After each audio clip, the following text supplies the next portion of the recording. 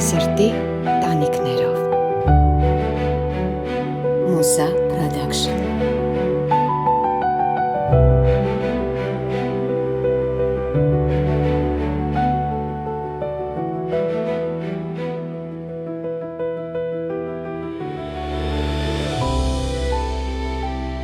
Ուզում եմ մանկության այդ ամենաէմոցիոնալ, ամենապայծառ հիշողությունը պատմես։ Երևի թե առաջին դասարան գնալուն պատրաստվել է, երբ որ մենք գնեցինք իմ առաջին դպրոցական համազգեստը, ես հիշում եմ, որ չէի ուզում հանել հագիցս ու դրա համար նույնիսկ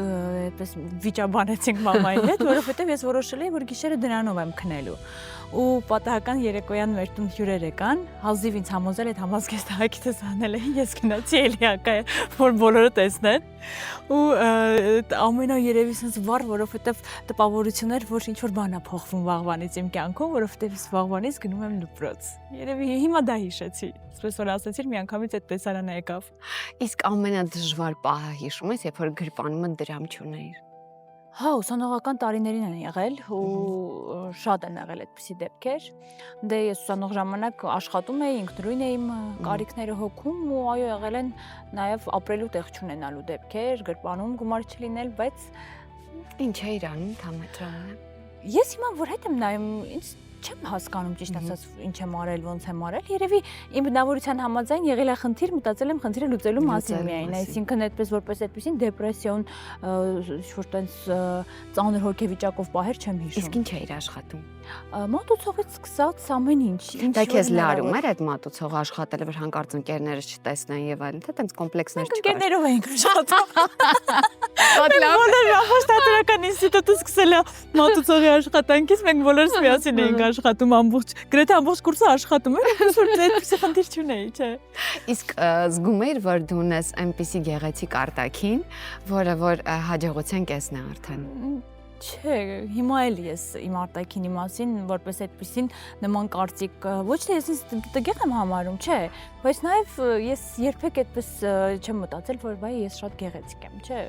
Ես Բայց դու շատ գեղեցիկ ես, դու ամենագեղեցիկ դերասանուհիներից մեկն ես մեր։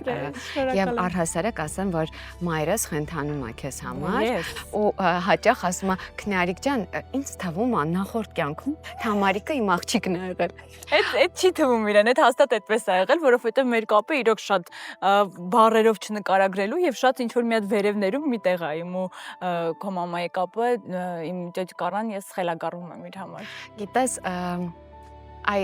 հենց մամայից խոսեցի, մի օր մամաս, երբ որ դու Միացյալ Նահանգներում էիր,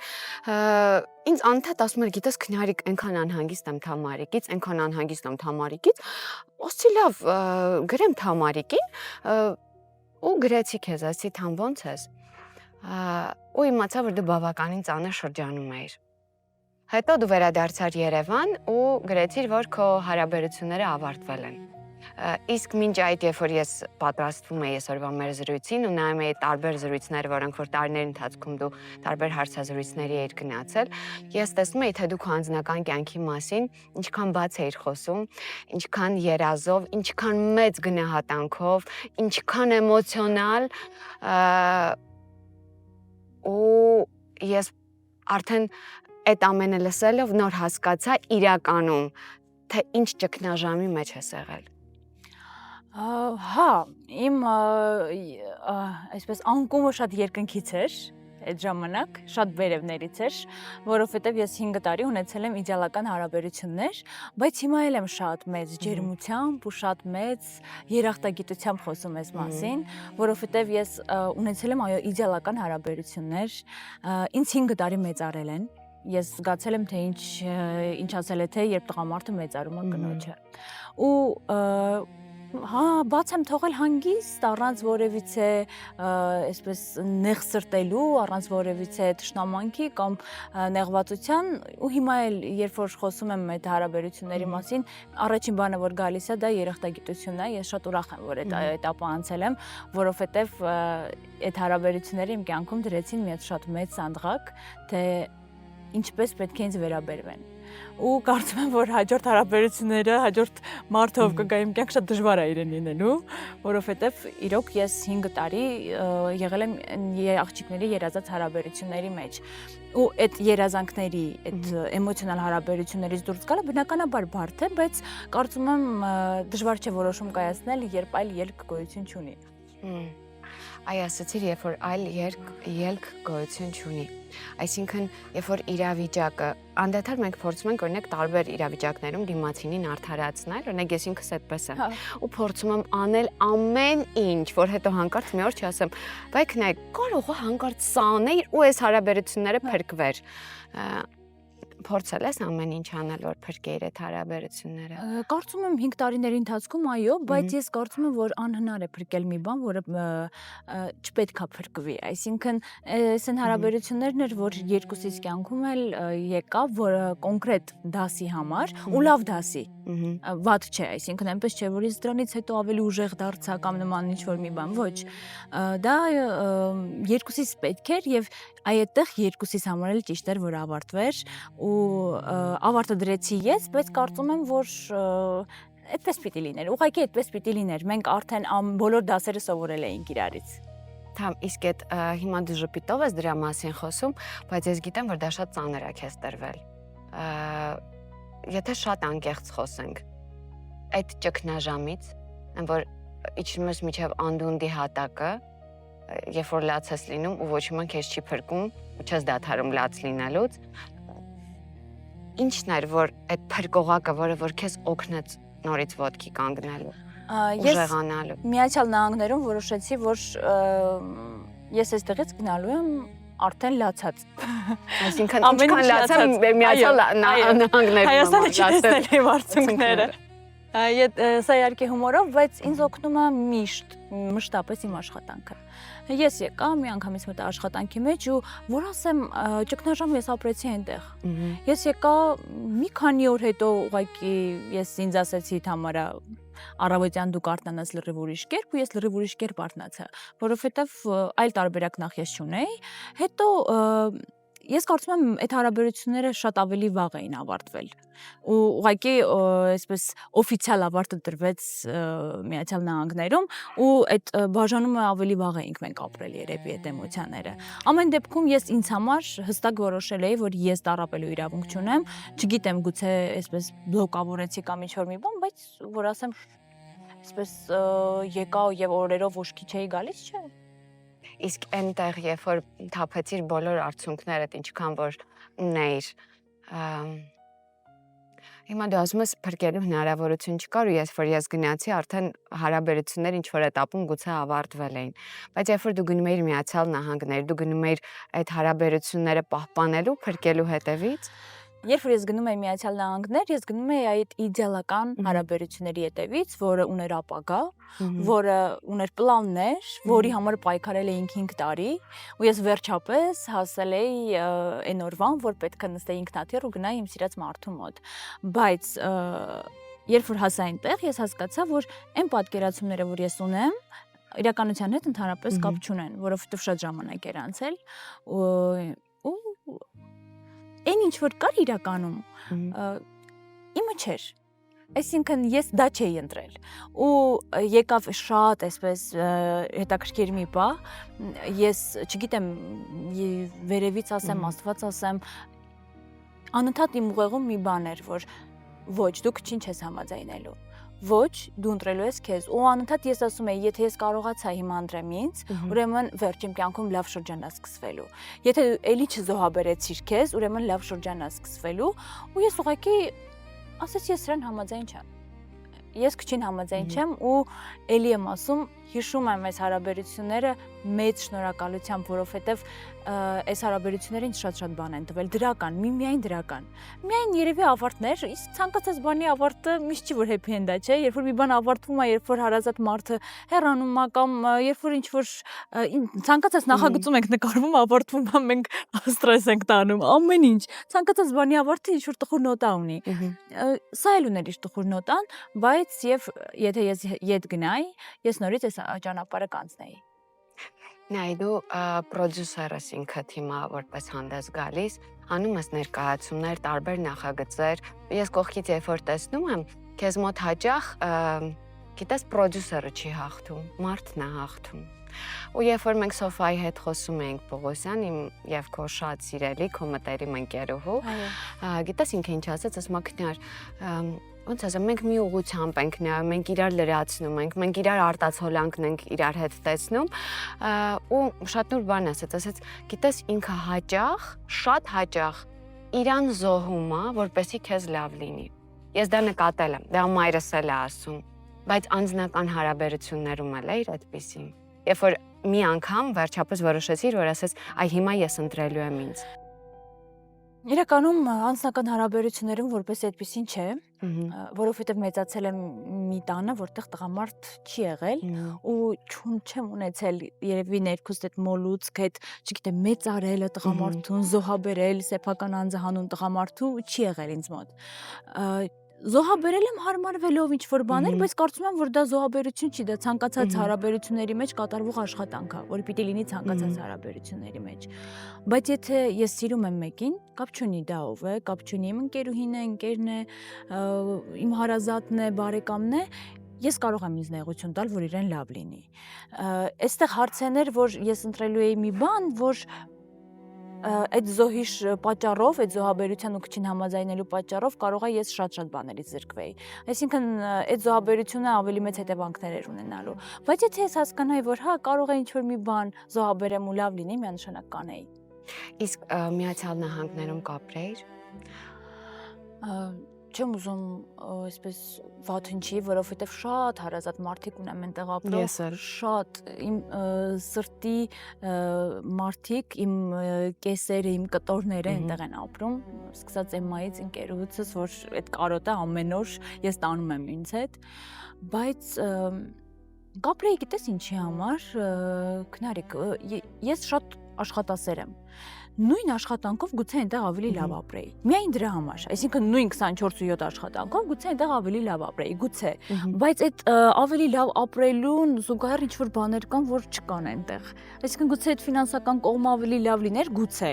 դա էլ միանշանակ չի, բայց ես չեմ կարող չզանգել օրինակ Սոֆային ասել, որ հենց հիմա իջնում ենք միտեղ նստենք սուրճ խմենք, կամ չեմ կարող իմ հարազատ մարդկանց ձեզ չտեսնել, որովհետև իմ կյանքի աշխատանքից զատ իմ կյանքի ամենակարևոր մասը մարդիկ են։ Ու քեզ շատ են սիրում։ Ես էլ ձեզ եմ սիրում։ Գիտես քո ընկերները քեզ շատ են սիրում, ես ինքս շատ եմ սիրում, բայց ինձնից առավել, որովհետև դուք շատ եք շփվում, նույն ասացի, չէ՞, մաման, Սոֆան, երբ որ դուք աշխատանքի բերումով ամեն օր եք գուցե հանդիպում իրար, բոլորը նշում են քո հոգատարությունը։ Գիտես, երբ որ մամային ասի, մոմ ասեցի, որ տենց խենթանում ես Թամարիկի համար, անկեղծ, ու որ դու իրան տենց զատում ես բոլորից, որ այդ ջերմությունը հոգու զգում ես, ինչի՞ց է դա գալիս, ինքը գիտես մի բա կանգնեց, մտածեց ցնցած, քնարիկ, ինքը անսահման հոգատար մարդ է։ Ասում եմ, երբ որ ես գնում եմ փորձի, այ ասում ուզվում եմ։ Ասում եմ, գիտես, ինքը իջնում է աստիճաններով, որովհետև այնտեղ մութ է, որովհետև ինքը անհանգստանում է, որ ես կարող հանկարծ ընկնեմ այդ ճանապարհին։ Մութ է, Ախր, գիտես, դա այն անսահման կարևոր հատկանիշներից մեկն է մարդկային, որը այսօր յուրաքանչյուր մարդ այդ հոգատարության կարիքը զգում է, ու դա կապ չունի, դա ամուսինն է, կինն է, երեխան է, ընկերուհին է, քույրն է, այդ հոգատարության մեջ է նաև ինձ թվում է այդ սերը պահպանվում։ Միանշանակ, այսինքն ինչ ասել է, թե սիրել, իր հոգ տանել, խնդիրը լուծել, ապրոմակցել։ Մենք ամեն մութ անկյան մեջ, երբ որ մթություն է, ես միշտ սիրում եմ հետո այդ լույսի շողը տեսնել հումորով։ Մի շրջան տարիներ առաջ, երբ որ ես պետք է ամուսնանայի, ես պետք է տեղափոխվեի Մոսկվա, ու երբ որ ես գնացի Մոսկվա, հասկացա, որ ես չեմ ուզում այնտեղ ապրեմ, բայց սիրելի անձնավորությունս այնտեղ էր։ Ու ես այնքան աղոթեցի, որ իր գործերը վատացան։ Հայաստան ինքը եկավ Հայաստան։ Անկեղծ հիմա քո մոտ կար այդ ուրախության զգացումը նաև, որ Աստված ջան, կներես, որ ամեն ինչ ավարտվեց, դու չմնացիր Միացյալ Նահանգներում, հետ եկար Հայաստան։ Ուրեմն ասեմ, ես միանշանակ ի սկզբանե դրել էի այդ հարցը, որ ես չեմ ապրելու դրսում։ Այսինքն մեր հարաբերությունների ճիշտ շարունակությունը, մեր պլանավորած ճիշտ շարունակությունը Երևանն էր, այո, դա կլիներ գործերի վատանալով թե ինչպես,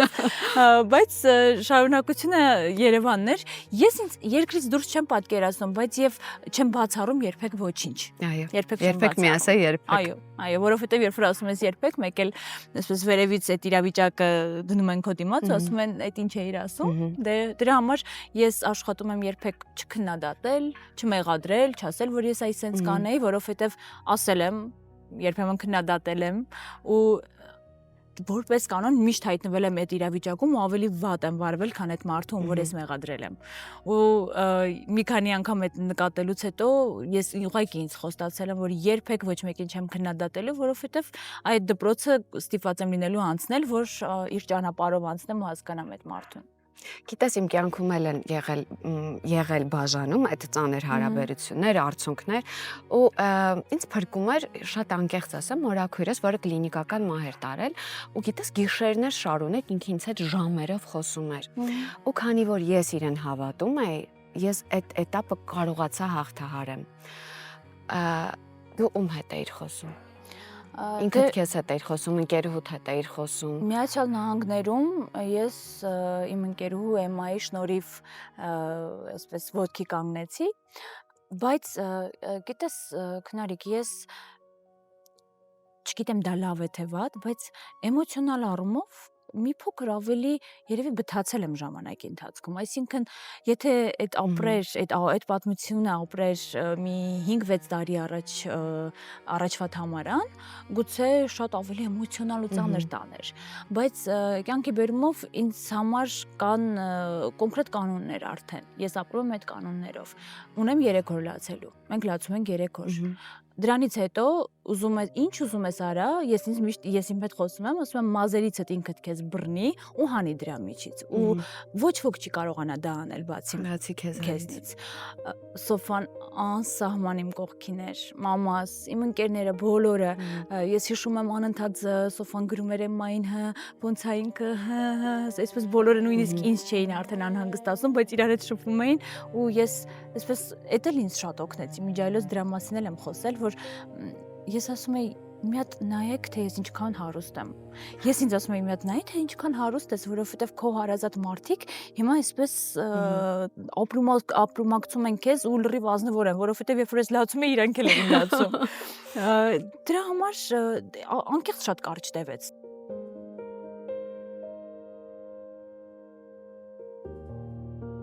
Կյանքում լինում է դեպքեր, երբ որ մենք ինչ-որ ծանր իրավիճակ ճգնաժամային հաղթահարում ենք, ասում ենք, եթե ես սա հաղթահարեցի, ուրեմն ես ամեն ինչ կհաղթահարեմ։ Գուցե դա գալիս էր այդ ավտովթարի պատմությունը։ Չէ, 2025 թվականի օգոստոս ամիսը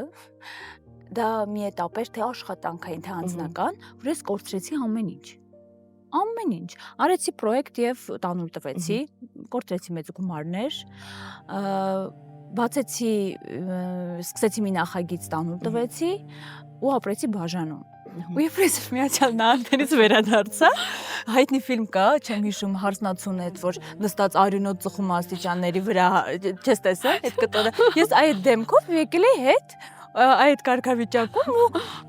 երբ որ հիշում եմ այդ առավոտյան, մամայիս ծննդյան օրը հետ եկա,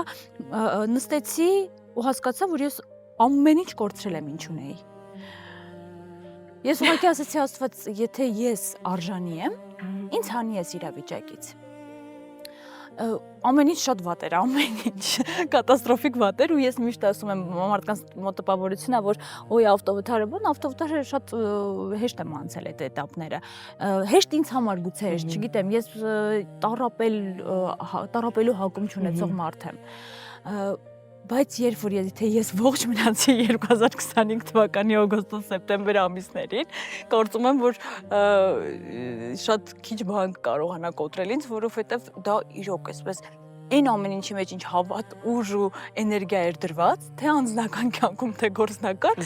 զրոյացավ մի վայրկյանում ուղղակի, այսպես իրար հետևից ես չէի հասցնում ապրել այդ էմոցիաները ուղղակի։ Բայց հետո քիչ-քիչ զրոյից ու ես չգիտեմ ոնց եմ դուրս եկել, անկեղծ չեմ հիշում։ Հիմա որ հարցնեն ինչ ես արել, ոնց այդ գործը Իսկ առաջին նշանը Աստծոց, որ այդ լույսը բացվեց, ո՞րն էր։ Այդ ձեռքը, որ մեկնեցին քեզ։ Ես առավոտյան արթնացա զանգից ու շատ մեծ գովազդի առաջարկ ստացա։ Ու ասացի, ահա Աստված ասում է անկողնուց վերկաց։ Ճիշտ է, ես պլանավորել էի մի 3 օր տառապել, այդ հնարավորությունը չունեցա, բայց այդ զանգը ինձ շատ բան հասկացրեց, որ անցի առաջ։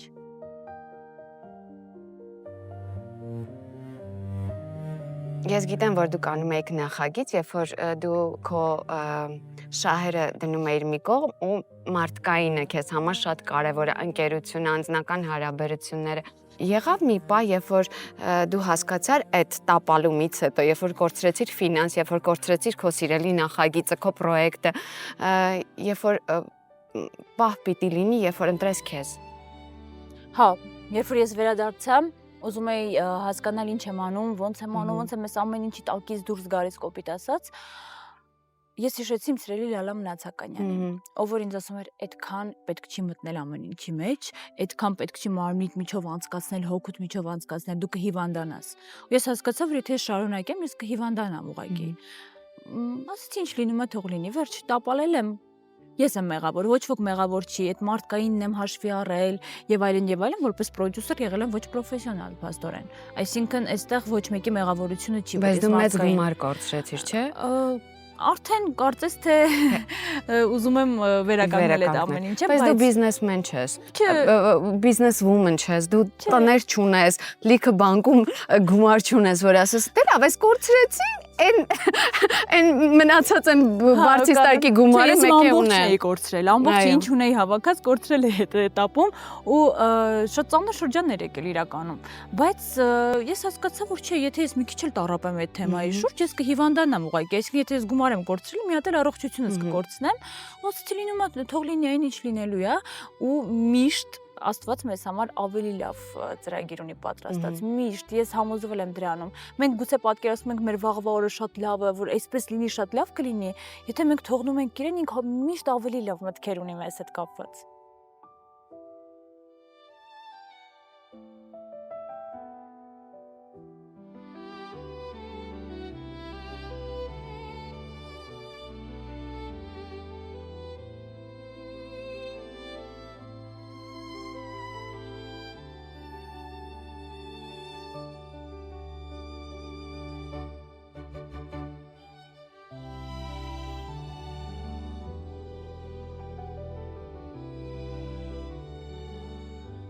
Իրականում կանացի ընկերությունը մի քիչ թերագնահատված է, ես կարծում եմ։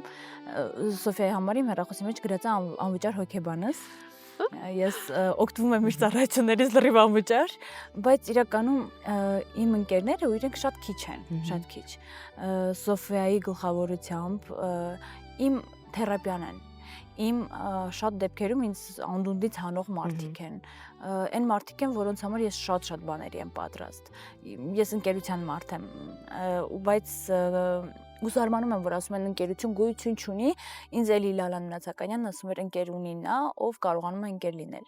Երևի կարողանում եմ ընկեր լինել, որ ունեմ այսքան հիանալի ընկերներ, նենց ընկերներ, որ ես գիտեմ, որ լավ, ինչ էլ չունենամ այս կյանքում, ես իրանց ունեմ։ Որ ամենաթանկն է։ Շատ։ Թամար, մենք ունենք մի ընկեր, խոսքը Ամիոբանկի մասին է, որը մեր ընկեր օգնականն է, հատկապես իր Visa Platinum քարտով։ Ես գիտեմ, որ դու ճանապարհորդել շատ ես սիրում։ Ով չի սիրում։ Ես հուսամ, որ դու շատ հյուրախաղերի ես մեկնելու։ Հիմա ես Ամիոբանկի կողմից ուզում եմ քեզ հանձնել այս Visa Platinum քարտը, որի շնորհիվ, երբ որ դու օրինակ գնաս օդանավական, այդ գրանցման հերթերին չես սպասելու, բիզնես սրահից շամպայնով կարող ես անել քո գեղեցիկ սթորիները, որովհետև կարող ես անվճար հյուրասիրվել, քանի որ ունես այս քարտը։ Օրինակ, եթե ընկերուհիներով մեքենա եք, չէ, վարձում, դրսում կամ ընկերներով, դու այդ մեքենան նույնը կարող ես վարձակալել 30% զեղչով, ու եթե Աստված մի արասեփ չանի, կարող են գալ վերանորոգել։ Ու բացի այդ էլ, եթե օրինակ որոշ ժամանակ անց թռիչքդ ուշացրել են, չէ, պարտավոր են դրամի տեսքով կոմպենսացնել, քանի որ դու ունես Ամիոյի ես ընկեր օգնականին։ Հիմա ես քեզ հանձնում եմ ու Ամիոյից մի հարց եմ ուզում տալ։ Ինչ ես կարծում։ Ընկերը բացահայտվում է ուրախ թե տխուր պահերին։ Ուրախ։ իրականում ուրախ, որովհետև տխրության մեջ ապրումակցելը շատ հեշտ է։ Հա, մենք շատ ավելի շատ հուզվում ենք, ավելի հեշտ հուզվում է մարդ դժբախտ դեպքերից, բայց ուրախ պահին ապրել ընկերոջ ուրախությունը, այսինքն ուրախանալ դիմացինի համար շատ ավելի դժվար է։ Միշտ ասում են դժվար օրերին են մարդիկ իրենց դեմքը ցույց տալիս, ոչ, ես կարծում եմ, որ հենց ուրախ պահերին են մարդիկ իրենց դեմքը ցույց տալիս, որովհետև ուրախանալ դիմացինի ուրախությամբ միայն մեծ հոգի ու սիրտ ունեցող մարդիկ կարող են։ Երևի թե հենց դրական էմոցիաների մեջ են մարդիկ ավելի շատ ցույց տալիս իրենց, քան դժբախտ պահերին։ Ընկերության մեջ կին տղամարդ կապ չունի, պետք է լինեն էմոցիոնալ զարգացած ինտելեկտ ունեցող մարդիկ, էմոցիոնալ ինտելեկտի մասին։ Ու ինձ թվում է ինքնաբավ, որտեվ երբ որ մարդ ինքը իրեն սիրում է գնահատում է, արդեն այդտեղ նախանց չի կարող լինել։ Հա, ինձ որ ասում են սիրուն աղջիկները միշտ իրենց կողքին պահում են տգեղ ընկերուհիներ, ասում են դուք իմ ընկերուն տեսել եք։ Չեք խոսում։ Դուք տեսել եք իմ ամենամոտ ընկերուն։ Չէ, ես կարծում եմ, որ ամեն բան մի կողմ, կյանքում աշխատանք, ընտանիք, ամեն մեկը իր ուրույն տեղ ունի, բայց ընկերությունը իմ կյանքի այսպես մի ահռելի մասն է կազմում, որովհետև իրանք շատ անգամներ են ինձ այո ճահճից հանել եւ իրենց խոսքով ուղղակի թեկուս։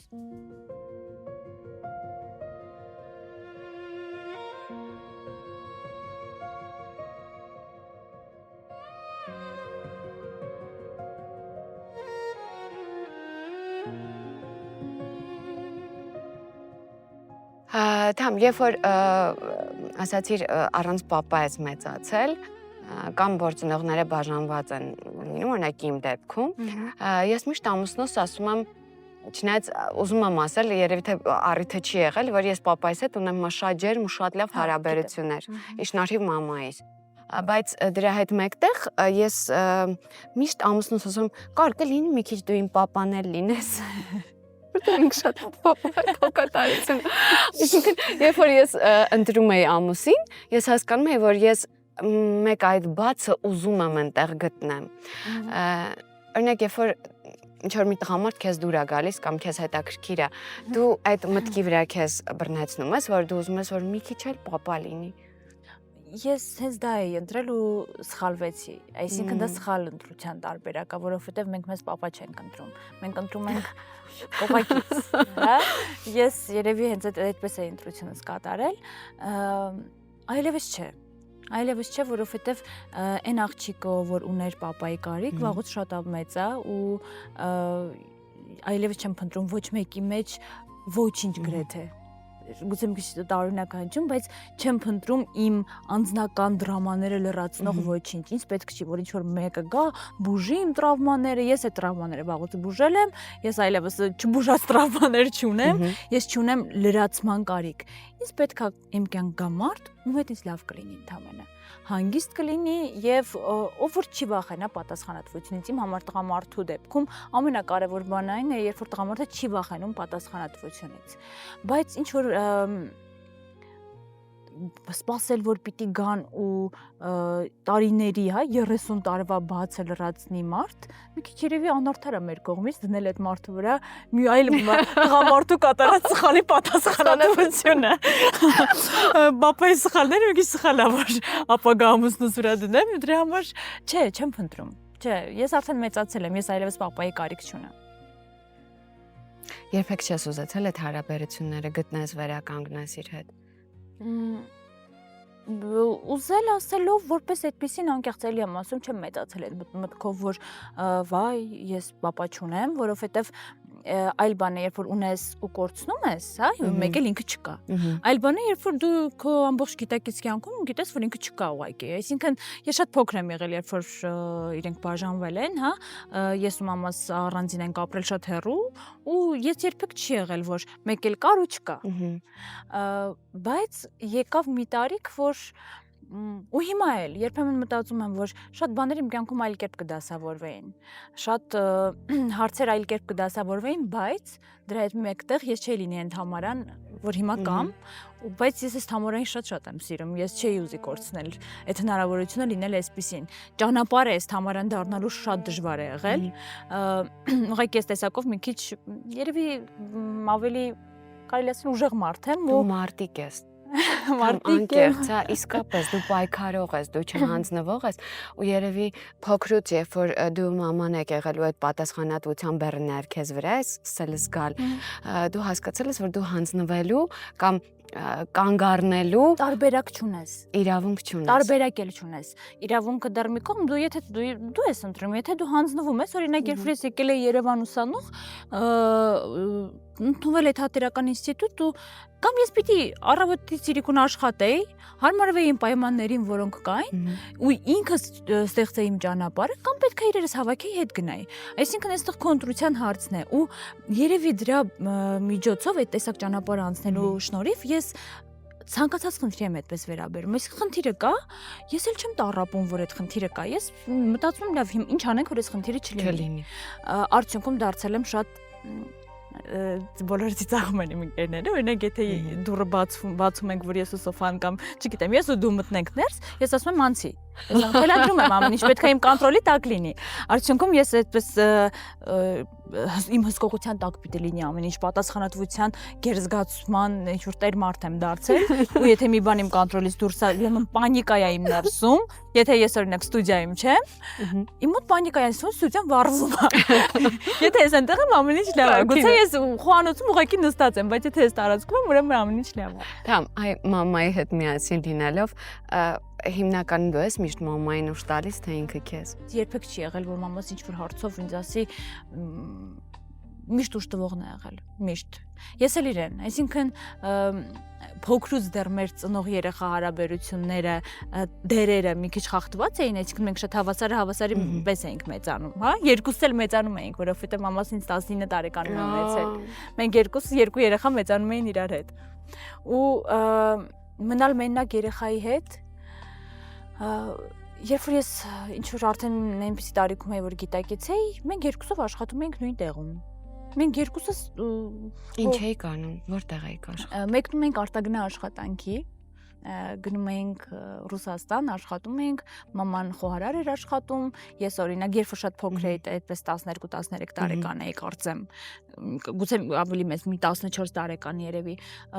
կոկտեյլներ էի սարքում ծովի ափին, կամ ինչ-որ բամբակ էի ծախում, պաղպաղակ էի ծախում, հետո ավելի մեծ տարիքում արդեն մատուցող, բարմեն, հետո արդեն պաշտոնս բարձրացավ, դարձա հյուրընկալ։ Այդպես, այսինքն մենք միշտ եղել ենք շատ հավասարի վրա, մենք ունեցել ենք խնդիր, մենք երկուսս պետքա լուծենք այդ խնդիրը։ Թամ, իսկ այդ աշխատանքը քեզ երբեք չի ընկճել։ Թե այնքան փոքր էր, որ չեմ հասկացել, բայց ես կարծում եմ, որ աշխատանքը գիտես հիմա է այդպես դարձել Հայաստանում, բայց այն տարիներին, երբ որ դու փոքր ժամանակ աշխատեիր կամ երեխա աշխատեր, դա մի քիչ սենց խորթ էր ընկալվում։ Մարդկանց աչքերին խորթ էր ընկալվում, ու այսինքն դու պիտի ինչ որ մի բան հաղթահարեիր քո ներսում, որ դու գնայիր մատուցող աշխատեիր կամ չգիտեմ ինչ աշխատեիր։ Հիմա Աշոտին հիշեցի իմ ընկերոջը Միացյալ Նահանգներից, երբ որ եկել էր, հիմա իրանք շատ մեծ մարքեթինգային ընկերություններ ունեն, տարբեր, բայց ինքը սկսել է մատուցողից ու ասում է Աշ, իսկ ինքը այստեղ պրոդյուսեր էր։ Ասում է գիտես գալիս էին մարդիկ, ովքեր ինձ ճանաչում էին, բայց ես արդեն այդտեղ հիմա մատուցող էի աշխատում, ասում է քներ գիտես ես մտածում էի որ ես ուղղակի իրանց հյուրասիրում եմ։ Ես չեմ մատուցում, ես ինձ հյուրասիրում եմ։ Հետաքրքիր մոտեցում է շատ։ Բայց քեզ մոտ դու երեխա ես եղել, բայց փառք Աստծո, ուրեմն այդ խնդիրը չի եղել։ Ո՞ւմ քնար, իմ գիտակցական մեկնարկի տեղը մի փոքր ավելի այլ տեղ եղել, քան իմ տարիքայիններին։ Այսինքն, օրինակ չգիտեմ, եթե ինչ մարդիկ սկսել են 5-ից, ես սկսել եմ 7-ից։ Ես չեմ մտածել այդ տեսակ բաների մասին, այսինքն իմ խնդիրը եղել է օրինակի համար այդ տարի հավաքել իմ ուսման առաջին կիսամյակի վարձը, վերջ, նպատակը դա է, թե ինչ կմտածեն, ամենակարևորը կատարել աշխատանք, որտեղ քո արժանապատվությունը չի դժում եւ չես անում դու քո պատվի հաշվին։ Մնացած բոլոր աշխատանքները օրինակ ես գիտես այնպես եմ ջղայնանում, երբ որ տեսնում մատուցողների հետ դույով են խոսում, կապ չունի այդ մարդի իմ սեղանին նստած հաստատ նկատողություն կանեմ, թե կողքի սեղանից ես բորբոքվում եմ։ Քեզ հետ երբևէ այդպես իրավիճակ եղել է, այդ անհարգալիցի պահը։ Որ ասեմ, այդպես շատ դաժան դեպքեր են եղել, չէ, որովհետև հիմնականում երևի այդ մի քիչ կովկասյան մենտալիտետի բան է, հա։ Ես Ռուսաստանում եմ աշխատել, այստեղ էլ եմ չնայած աշխատել, իսկ այդտեղ այնպեսի սֆերայում էի աշխատում, որտեղ երիտասարդներ էին հիմնականում գալիս, հա, էլի արվեստի մարդիկ էին հաճախում ու չեմ հանդիպել այդ տեսակ դեպքերի, շատ քիչ, նույնիսկ չեմ էլ հիշի, որովհետև ես վերաբերվել եմ, որ գործի ընթացքում կլինեն խնդիրներ, անցկացրել եմ, գնացել եմ, բայց հիշում եմ շատ ուժեղ ստրես եմ ապրել, երբ որ ուրեմն աշխատում էի միտեղ, որը հյուրանոց էր, 5 աստղանի հյուրանոց էր, ես այդտեղ աշխատում էի մատուցող ու պետք է 5 հարկ բարձրացնեի, ինչ որ տենց ուտելիքեր համարներից մեկը ուզել, պետք է բարձրացնեի ու երբ որ բարձրացրեցի, տեսա, որ իմ ընկերներից մեկի մաման ու պապան են, ովքեր եկել են հանգստանալու ու այդտեղ երևի այդ զգացի, որ sense մի քիչ լարվեցի, որ այդ մտածեցի, բայց չեմ անիմաստ լարվել։ Դա 16-17 տարեկան ես քեզ թվում է, որ իմ նույն ինստիտուտում էինք սովորում, հա, ընկերուհուս հետ, այդ շատ մտերիմ չէին, բայց ես իրենց ճանաչում էի ու այդ պանիկան ապրեցի մի բա, որ դա հասկացա, որ աշխատում եմ ու ես իրականում շատ հպարտ եմ իմ անցած ճանապարհով, շատ, իմ բոլոր սխալներով, իսկ իմ սխալները քիչ չեն եղել, եկեք էլ շեշտենք, որ իմ սխալներն էլ քիչ չեն եղել, բայց ես հպարտ եմ այդ ճանապարհով, որովհետև այդ ճանապարհի արդյունքում ստացվել եմ ես, իսկ ես հասել եմ իմ կյանքում 30 տարեկանում նրան, որ ես ինձ շատ եմ սիրում, ես ոչ թե ինձ սիրում եմ, այլ ես սիրում եմ այն կյանքը, որով հիմա ապրում եմ, իսկ այդ կյանքը դա իմն է։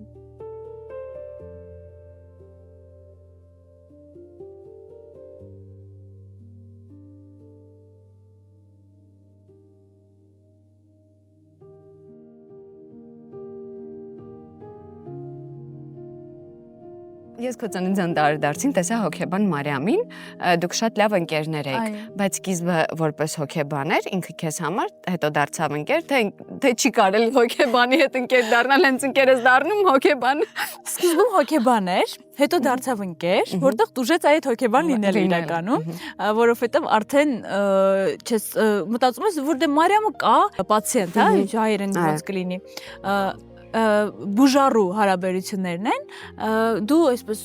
դասի նման գնում ես, որովհետև ինչ-որ մի հատ կոնկրետ թերապիա պետք է ասես, իսկ այս պարագայում ես Մարիամին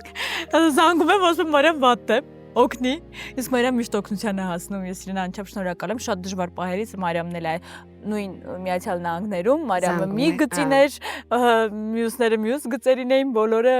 ինձ վերահսկում էին։ Իդեպ Մարիամը ընկերուհուն էլ է շատ օգնել այդ ճգնաժամից դուրս գալու, բայց այ դու ասացիր, որ ես 30 տարեկանում ինքս ինձ սիրում եմ։ Սովորաբար 30-ից հետո ենք մենք սկսում ես կամաց սիրել, բայց այդտեղ կար Մարիամի լոման, այսինքն հոգեբանի հետ զրույցների ընթացքում դու սկսեցիր ինքդ քեզ ճանաչել ու սիրել, թե մինչ այդ արդեն գտել էիր ճանապարհը դեպի քեզ։ Մարիամը շատ է ինձ օգնել, բայց կարծում եմ այստեղ կյանքի բերումով ես եկա մի этаպի, երբ իմ անձնական վերլուծությունների արդյունքում էին սրանք, որովհետև որպես այդպեսին շատ մեծ թերապիաներ չեմ անցել, շատ խորքային թերապիաներ չեմ անցել, քանզի շատ ուսումնասիրում եմ հոգեբանություն ու անընդհատ ամեն ինչ այսպես վերլուծում եմ, փորձում եմ հասկանալ սա ինչի եղավ իմ կյանքում, օրինակ սա ինչի ես այդ ռեակցիան տվեցի։ Իսկ մեկ այլ գալիս եք մանկական տրավմաներից, թե մանկական տրավմաներից եւ մեր անձնական որոշումներից։ Կարծում եմ, որ ամեն ինչ իհարկե գալիս է մանկությունից, բայց ես եկա նրան, որ ես ինձ սիրում եմ, որովհետեւ ես հասկացա, որ ես ինչ անում եմ, լավ եմ անում։ Եթե նույնիսկ սխալ եմ անում, լավ եմ անում։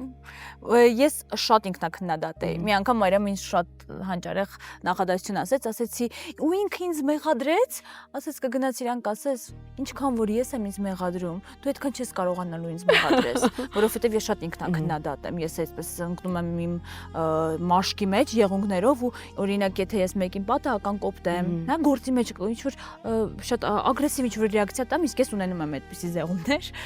ես կարող այդ գիշեր չքնեմ։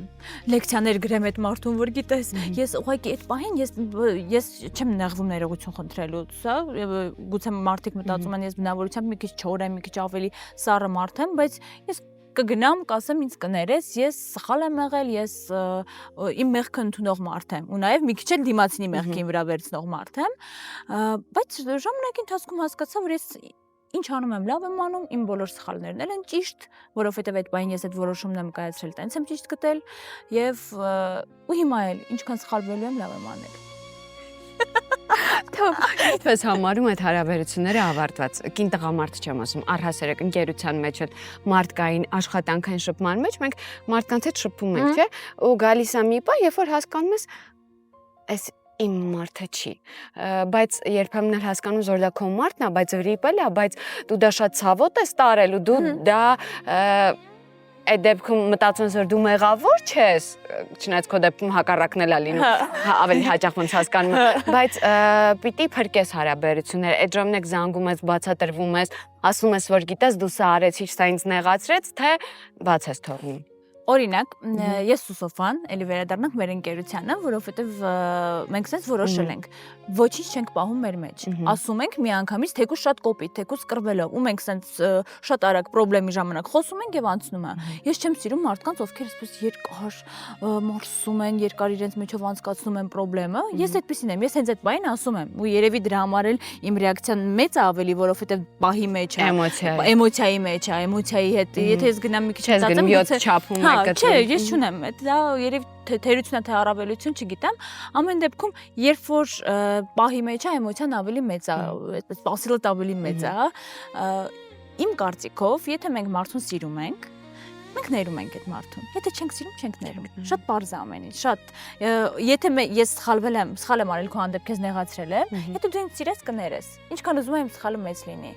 Հա, ինչքան ուզում եմ ես քեզ ցավացրած լինեմ, եթե դու ինձ սիրում ես, դու ինձ կներես։ Եթե չես սիրում, քո ներսում էլ կա ինչ որ մի բան իմ հանդեպ, ուրեմն չես ների։ Ունես երազանք տուն ունենալու։ Հո։ Հենց այդ երազանքը ունեմ, եթե ունեմ երազանք, դա տուն ունենալն է։ Այո։ Հուսամ մոտ ապագայում կկարողանամ իրականություն դարձնել։ Աշխատում եմ, փորձում եմ, ամեն ինչ անում եմ։ Գիտես, մենք ունենք մի գործընկեր Step by Step գրուպի մասին է խոսքը։ Ինքը ունի Շուշի Palace նախագիծը, որը բաղկացած է 8 մասնաշենքերից, էներգիախնայող են, ուրեմն սեյսմակայուն շենքեր են։ Բոլոր հարմարավետությունները ստեղծված են ճարտարապետական նորագույն լուծումներով, շատրվաններով, խաղահրապարակներով, սահմանափակ կարողություններով մարդկանց համար ստեղծված են բոլոր հարմարավետությունները։ Ու հիմա Step by Step գրուպը առաջարկում է Step by Step Construction-ը։ Տունը տառեր չէ, գալիս են իրենք վերանորոգում են։ Մենակ այդ շինարարական գործողությունները չեն կատարում, այլ նաև բոլոր այն թղթաբանական հոգսերը, այսինքն բոլոր այդ լիցենզիաները, պայմանագրերը, այդ բոլոր հոգսերը, գազ, լույս, էլ ինչ ջուր, ահա, այդ բոլոր հոգսերը իրենք հոգում են եւ քեզ տալիս են գեղեցկագույն բնակարան պատրաստի վիճակում Շուշի Palace-ում։ Կհիշես, հուսամ այնտեղ մի բնակարան կունենաս։ Հիշես, հետո հարցեր եմ տալու։ Այո, ասեմ, որ իրենց վյուն էլ Շուշի Palace-ի ուղիղ Արարատ լեռն է նայում, այնպես որ մեր սիրելի դրսում ապրող հայրենակիցներ ձեր տաքուկ անկյունը ձեռք բերեք Հայաստանում։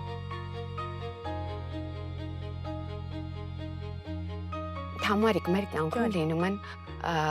ճակատագրական ու բեկումնային պահեր, այսինքն մարդիկ նաև այդպիսին։ Քո կյանքում այդպիսի բեկումնային պահեր ու հանդիպումներ եղել են։ Բեկումնային ինչ ճակատագրական։ Օրինակ Լալայի ասացիր, որ քեզ միանգամից թափեցրեց։ Մի անգամ էլ Լալան այդպիսի խորհուրդ ինձ ա տվել, մի քիչ ուրիշ իմաստով, ես մի անգամ էլ եմ ասել, ասում եմ, քնար, երբեք չընտրես տղամարդու, որը քեզ կկանգնեցնի հարցի առջև, այսինքն ընտրության առջև, որովհետև ես այդպիսի ընտրության առջև կանգնել էի մասնագիտություն թե անձնական կյանք։ Ու ինքը ասաց միշտ չկայացած տղամարդն է, որը կանգնեցնում է քեզ ընտրության առջև ու միշտ կանգնեցնելու է։ Իսկ կայացած տղամարդը քեզ երբեք նման հարցի առջև չի կանգնեցնի։ Այ որ ասեցիր, հիշեցի այդ ճակատագրական պահերից մեկը, իմ վարպետի հետ է կապված, կարծեմ հարցազրույցներից մեկում ես պատմել եմ այս մասին, երբ որ ես առաջին կուրս էի ու եկել էի, այստեղ ապրուստի խնդիր կար, ամեն ինչը խնդրեմ էր մի խոսքով, ես որոշեցի, որ ես գնում եմ հետ արդիկ։ Ու ասեցի դրա մասին Երևանդիչին, պարոն Ծատուրյանին, Նիկոլայ Ծատուրյանին, ասեցի շատ եմ սիրում իրեն։ Ես էլ եմ շատ սիրում, անչափ շնորհակալ եմ իրեն, որովհետև այն ինչ ես հիմա ունեմ, իր տվածի շնորհիվ է։ Ուրեմն ասեցի, պարոն Ծատուրյան, ես Թամարան էի, եկել էի, հիմա գնում եմ։ Հիշեք ինձ այսպեսին։ Ասաց լավ։ Ու անցավ մի քանի օր, դե չեմ գնում ինստիտուտ, դեռ պատրաստվում եմ, որ հետ պիտի գնամ։ Պարոն Ծատուրյանին զանգեց։ Թե հիմա է որ ուսանողները մի փոքր սերունդ է, հա, արդեն են տարիքում են, որ ասում եմ հիմիկվա սերունդ է։ Մի քիչ ավելի համարձակ են։ Պարոն Ծատուրյանի հեռախոսամահարը տեսնելուց արդեն դողերոց կեր առաջանում, արդեն դու կանգնում ես ավտոմատ, ասում եմ, ահա, պարոն Ծատուրյան, ուր ես։ Ասում եմ, տանը։ Ինչի ես, ինչ տեղ է։ Ես սուրճ եմ խմում, քեզ եմ սպասում։ Այսպես բացօթյա սրճարաններ, վախենալով մի կերպ, ես էլ Երևանին այդքան ծանոթ չէի, գտա այդ տեղը, գնացի, նստեցի, ասում եմ, այո, պարոն Ծատուրյան, ուզում ես գնաս հետ, ասեցի, հա, ասես դեռ քաշ ինչ ասեմ։ Ասեցի, հա։ Ասեց, նայ, ես քեզ հիմա ասում եմ, պարզ, ես քեզնից կստանամ լավ դերասանուհի, բայց եթե դու այդքան ղզիկ ես, այսի բառերով, ուրեմն գնա։ Կամ մնա, հաղթի ու հիշի, հաղթողներին չեն դատում։ Ու այդ այնքան ուժեղ նախադասություններ, որ ռադոտ քաշի, կամ մնա, հաղթի։ Ու երևի հենց այդտեղից էլ եկավ այն ամրացումը իմ մոտ, որ կամ խնդրեմը լուծում ենք, կամ ռադը քաշում ենք։ Կամ հաղթում ենք, կամ ռադը քաշում ենք, չենք նվնվում։ Ու ես ասեցի, պարոն Ծատուրյան, ախր, ասեց ստոպ։ Ինձ հիմա ոչ մի բան չասես։ Չասես, ես ուզում եմ, ես ախր մտածում եմ, ինձ հետաքրքիր չի դու ինչ ես մտածում։ Կամ երկու շաբթի օրը գալիս ես դասի, կամ ես էլ քեզ ինստիտուտում չտեսնեմ, որ գաս էլ դասի, չգաս ասես, ես մտածեցի, որոշեցի։ Կգաս ես կտեսնեմ, որ եկել ես։ Ասեցի, հա, գնացի, երկար մտածեցի, երկու շաբթի օրը գնացի դասի։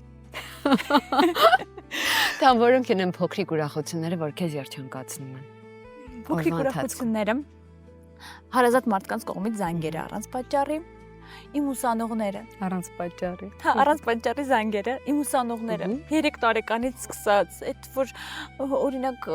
առավոտյան գնում եմ իրենց մոտ ասում, «Գիր Թամարա, քո տանուշը»։ Գիր Թամարա, կարոտել էի քեզ, ես երջանկանում եմ։ Դե խելագարվում եմ երեխաների համար առհասարակ։ Հաջողությունները իմ ուսանողների Երբ որ լավ ներկայացում են խաղում, ես մեկ-մեկ մոռանում եմ, երբ որ ինձ երաժշտությունն են վստահում, մոռանում իրենց եմ նայում, երաժշտությունը չեմ միացնում։ Դասախոսին վստահել են, բանը, երաժշտությունը, ես նայում եմ իրենց, որովհետև ես հիանում եմ։ Իմ ուսանողների հաջողությունները, իսկ մարդկային, շատ կենցաղային։ Չեմ առավոտյան սուրճը խմորեղեն։ Շունս, Օսկարս, հա, որ գնում եմ, սենց խառնվում է իր ֆրում, շունս, սուրճը, այո, միանշանակ սուրճը։ Դու քաղցրակեր ես։ Չէ, այդքան, բայց ուտել եմ սիրում։ Համեղ աղի, մսային, հա, կծու, հա, եթե ես միս չեմ ուտում, նախ ես սոված եմ եւ անտրամադիր։ Հիմա բուսակերները մի բան շփրտեցին էկրանին, բայց ուտել շոտ եմ սիրում, հա։ Իսկ որ մտնում ես սուպերմարկետ, ինչ ես սիրում, որ գնում ես ու դա քեզ ուրախացնում, որ սառնարանը բացելու ես ու լինելու է։ Երևի գազավորված ըմպելիքներն են, որ այդ չի կարելիներից շատ եմ սիրում։ Իսկ հիմա ըմպում ես, թե էլ չես ըմպում։ Շատ փորձում եմ քիչ, բայց դե կյանքի վերջին հաճույքներն են դրանք։ Եթե հանենք, ինչ եմ ունում տակը, միայն աշխատանք, չէ, ես աշխատում եմ, այդ շատ չորը բաները չեմ սիրում, հա, որ այսուհետ ես ապրում եմ այսպես ճիշտ, սնվում եմ ճիշտ։ Շոփինգ սիրում ես։ Հայ, խելագարվում եմ, հա։ Իսկ որ գնում ես, գիտես, ասենք, չգիտեմ, ունեմ 100,000 դրամի գումար, օրինակ, որից 60-ը պիտի ծախսեմ։ 100-ն էլ ես անցնում, 120-ն էլ ես անցնում։ Մի քանի օր առաջ ստուդիայում ընդմիջում էր, ստուդիայում աշխատող պարուսույցը Աննան ասեց, մոլին մոտ ենք, հա, ասեց, արի գնանք մոլ։ Ինքը ուզում էր իր համար վերնաշապիկ գնել։ Գնացիք, ինքը վերնաշապիկ չգնեց, ես 4 տոպրակով դուրս եկա։ Ու դուրս եկանք, ասեցի, բայց ինչի՞ ես բան սարքեցիր, ես ինչ արեցի իմ հետ։ Ու չնախատեսված էր դա, հա, ես սիրում եմ ծախսել ու նոր։ Այսինքն ոչ թե ծախսել, միշտ եմ սիրել ծախսել, շոփինգ շատ եմ սիրել, բայց միշտ արել եմ ուրիշի համար։ Արդեն նոր որոշել եմ, որ մի րոպե, բայ ես։ Ու սկսել եմ արդեն ինձնից ու հիմա էլ արդեն այդ արդարացումն եմ գտել, ասում եմ, ես արժանի։ Ես ինչ անում եմ լավ եմ անում։ Իսկ լինում է, որ հետո տրամադրություն տնկնում է, որ դե Փարտը ծնգում է, քարտը ծնգում է, վերջում հետո SMS-ը գալիս, որ դուք ունեք մինուս հաշիվ։ Այո, բավարար միջոցներ։ Հա, Դրանց տրամադրություն հա, տրվում, իհարկե ենք տումա, որովհետեւ ես վերջինս գիտես ինչ էինք ծիծաղում։ Ասում եմ, ես միշտ ունեմ նույն քանակի գումար։ Ինչ եմ էլ շատ աշխատում, որովհետեւ ես շատ եմ աշխատում, մեկը այդքան ունեմ։ Քիչ եմ աշխատել, էլի այդքան ունեի, որովհետեւ երբ շատ ես ունենում, ուղղակի այդ շոփինգը դե աղջիկների պարագայում հատկապես սկսում ես ավելի շատ ծախսել, բայց հիմա որոշել եմ։ Մի փոքր ավելի պետք է ձեռք բերել ֆինանսապես գրագետ լինել։ Ահա։ Հիմա ես խոսում եմ իհարկե ֆանտազիայի ժանրից, վստահ եմ որ դա չի լինել իմ կյանքում։ Իմպուլսիվ գնումներ որոշել ես չանես։ Այո, գումար հավաքել։ Ես երբեք հավաքած գումար չեմ ունեցել իմ կյանքում։ Մի անգամ ունեցել էի, տանուլ տվեցի, դրա համար էլ չեմ հավաքում։ Այդ նախագծով տանուլ տվեցի, դրանից հետո որոշեցի երբեք չհավաքել, բայց չէ, որոշել եմ մի փոքր կարևոր բաների վրա ծախսել, ոչ թե Ինչն է ավտոմեքենա, տուն։ ավտոմեքենա չեմ ուզում, վթարից հետո ես միշտ դիծաղով ասել եմ, ես իմ վարելունը վարել եմ արդեն, պետք չի։ Տուն ստեղծելու համար, որ կարողանամ ձեռք բերել իմ տանիքը, Այո։ սիմվոլիկ է։ Ես շատ եմ ուզում այստեղի երազանքները, ցանկությունները հասնեն Աստված ջան, այնպիսի առաջարկներ թող ստանա, որ ինքն էլ չհասկանա, թե ոնց, օրինակ մեր Շուշի պալասում տուն ձեռք բերեց։ Այո, ամեն։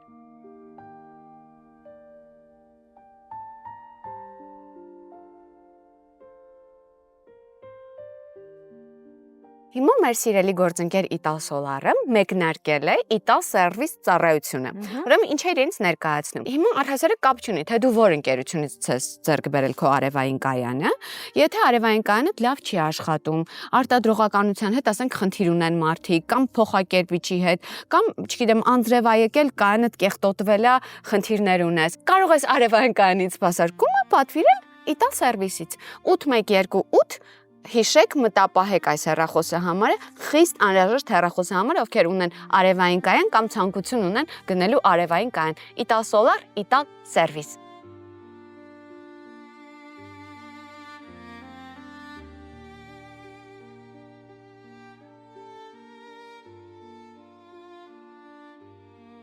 Թամ սիրում ես գինի։ Հա, շատ։ Ռոզա ենք վայելելու, Ֆրունզիկի ռոզեն։ Ես էլ եմ գինի շատ սիրում ու առհասարակ տանիքում գինի խմելիս ես միշտ առաջարկում որ մեր հերոսուները կամ հերոսուհիները երազանք պահեն։ Հիմա խնդրում եմ այդ տան երազանքը պահիր, հետո մենք կգանք Իմ տուն գինի խմելու։ Այո, քո տուն գինի խմելու, անպայման ֆրունզիկ կբերեմ հետս, այո։ Նորամուտի չէ, այդպես եմ ասում։ Պահել ես։ Ես էլ եմ քեզ համար պահում։ Պատկերացնում ես վաղը ես ինչ-որ մի հատ post անեմ որ տուն եմ արել, այստեղ հերթ լինելու։ Քո այդ գինի խմելու հերթ լինելու, որ երազանք պահեն մարդիկ։ Դու կարող ես հաղորդում փակել, ուղղակի գումարով։ Հիշեցինք։ Անկեղծ եմ ասում, կպատմես այդ մասին։ Անպայման։ Հիմա ստաբիլություն թե ազատություն։ Ստաբիլություն։ Մտքով թե սրտով։ Սրտով։ Վերջին անգամ երբ ես լաց եղել։ Երեքօր Նահանգներում։ Չէ, 3 օր առաջ գործի բերումով նյարդային պորտկում էր, էլի, այսպես օրվա հոգնածության ավարտներ։ Տանը մենակ մամայի մոտ թե ընկերների մոտ։ Չէ, միշտ հիմնականում մենակ։ Մարդկային մեծագույն արժեքը քեզ համար։ Համարձակությունը լինել այնպեսին, ինչպեսին կաս։ Սկզբունք, որին երբեք չես դավաճանի։ Դիմացնի հետ վարվել այնպես, ինչպես կուզեի, որ ինձ հետ վարվեն։ Ինչն է, որ երբեք չես ներում։ Եթե սիրում եմ, ամեն ինչ էլ ներում եմ։ Աստծուն որ հանդիպես ինչ կասես։ Կասեմ, որ շատ շնորհակալ եմ։ Այն ճանապարհը, որ ինձ է բաժին հասել, դժվար էր, բայց շատ հետաքրքիր էր։ Կգոռաս ինձ հետ տանիքից։ Անպայման։ Դե արի վերջի կումն էլ անենք։ Գնացիք։ Լավներ չէ մեր ֆրունզիկը։ Գնացի, չէ, խմել գոռում էի։ Չէ, ես հիմա ռոզան խմեցինք, բայց որ գամ ձեր տուն, սպիտակն ու կարմիրն էլ կբերեմ ինձ հետ։ Փորձենք։ Գնանք։